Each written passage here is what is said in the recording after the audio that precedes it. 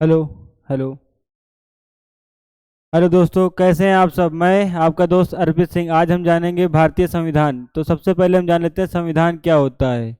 तो संविधान वह होता है जो किसी भी देश की व्यवस्था को चला और नीतियों को चलाने के लिए काम आता है। तो आज हम जानेंगे भारतीय संविधान।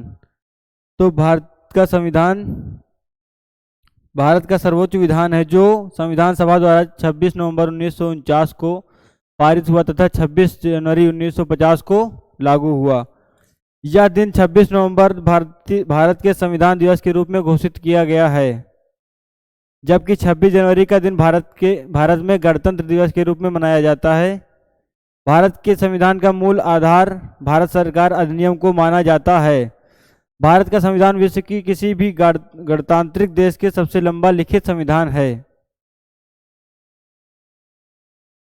भारतीय संविधान में वर्तमान समय में भी केवल 395 अनुच्छेद तथा 12 अनुसूचियां और ये 25 भागों में विभाजित है, परंतु इसके निर्माण के समय मूल संविधान में 395 अनुच्छेद जो 22 भागों में विभाजित थे, इनमें केवल 8 अनुसूचियां थी।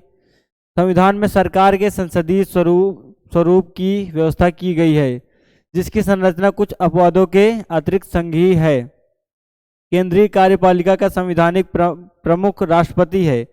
भारत के संविधान की धारा 79 के अनुसार केंद्रीय संसद की परिषद में राष्ट्रपति तथा 2 सदन हैं, जिनमें राज्यों की पर प्रधानमंत्री होगा।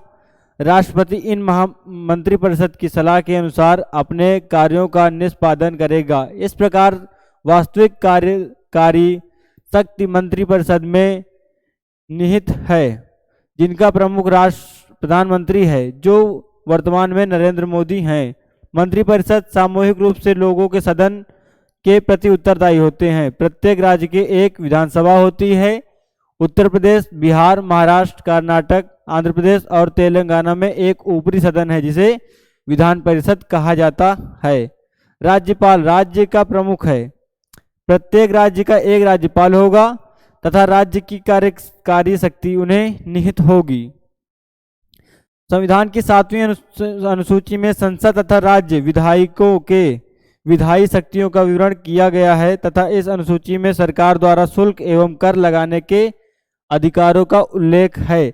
इसके अंतर्गत 3 सूचियां हैं।